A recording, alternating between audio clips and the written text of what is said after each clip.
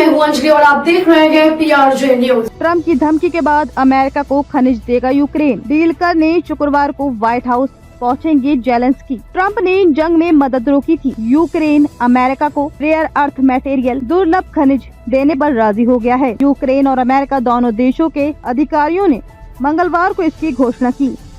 वहीं अमेरिकी राष्ट्रपति डोनाल्ड ट्रम्प ने दावा किया है कि जेलेंस्की इस डील पर साइन करने के लिए शुक्रवार को अमेरिका का दौरा कर सकते हैं। ट्रम्प करीब एक महीने से यूक्रेन सरकार पर अमेरिका को दुर्लभ खनिज देने को लेकर दबाव बना रहे थे। उनका कहना था कि यदि यूक्रेन को अमेरिकी मदद चाहिए तो उसे $500 बिलियन के दुर्लभ खनिज अमेरिका को देने होंगे। उन्होंने जेलेंस्की को धमकी दी थी कि यदि उन्होंने ऐसा नहीं किया तो अमेरिका यूक्रेन को और मदद देना बंद कर देगा। मीडिया रिपोर्ट्स के मुताबिक यूक्रेन के साथ नई खनिज डील में अमेरिका ने $500 बिलियन के खनिज की मांग छोड़ दी है। हालांकि उसने यूक्रेन की सुरक्षा गारंटी देने से भी इनकार कर दिया है। अमेरिकी अधिकारी इसका विरोध कर रहे थे। यूक्रेन डील के बदले में अमेरिका से सुरक्षा गारंटी की मांग कर रहा था। CNN की रिपोर्ट के मुताबिक अमेरिका दुर्लभ खनिज के बदले यूक्रेन के रीडेवलपमेंट पुनर्विकास में मदद करेगा। मीडिया से बात करते हुए ट्रम्प ने कहा कि अगर यूक्रेन में संघर्ष को समाप्त करने के लिए समझौता हो जाता है तो वहाँ पीस कीपिंग फोर्स की भी जरूरत होगी।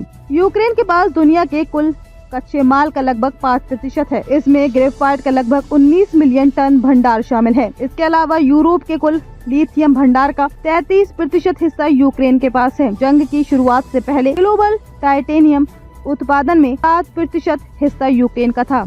यूक्रेन के पास रेयर अर्थ मटेरियल के कई अहम भंडार हैं। हालांकि जंग के बाद इनमें से कई रूस के कब्जे में पहुंच गए हैं। यूक्रेनी मंत्री यूलिया स्वीरिडेनको के मुताबिक रूस के कब्जे वाले यूक्रेनी हिस्से में $350 अरब के संसाधन मौजूद हैं। रेयर अर्थ मटेरियल 17 एलिमेंट्स का एक ग्रुप है जो कंज्यूमर इलेक्ट्रॉनिक्स से लेकर मिलिट्री इक्विपमेंट तक में इस्तेमाल होता है।